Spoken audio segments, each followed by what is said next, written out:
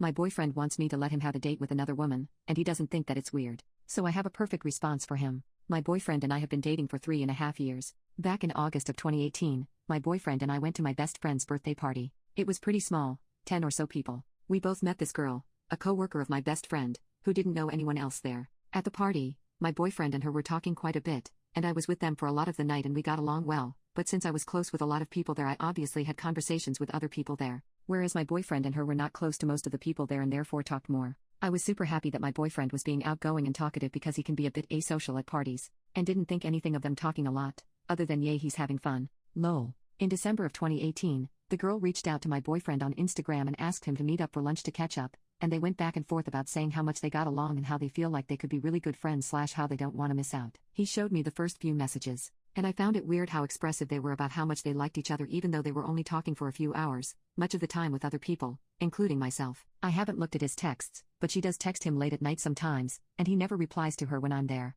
I don't want to cross that line, but honestly I feel tempted to. I talked to him about it a few times, saying I'm uncomfortable about them meeting up / that it's weird. Like several months after meeting for a few hours, my best friend thinks it's weird too. It's just weird, and I'm uncomfortable. They are planning to meet up and it just makes my heart really heavy and sad. He also told me yesterday that he told her I was uncomfortable with him and her getting along, which I felt was kind of a slap in the face because he has admitted that it's weird, but kinda put me in a bad light. Every time I bring it up, he talks about when I go out with friends in a group and a guy is there, even though I have always been 100% faithful and never been shady, and never wanted to meet up with someone I met at a party alone. He has had a past which has made it hard for me to trust him. He texted his ex asking to hang out 2 days before he asked me to be his official girlfriend. We were seeing each other exclusively for 3 months before, and also was being extremely flirty, talking about segs, thongs etc. A few months into our relationship over text with one of his friend's ex-girlfriends. This is a whole mess Lamau, and kinda all over the place. Just wanna know if this is like normal and if I should get over it. Update. Last night, I broke up with him. I confronted him again about the situation,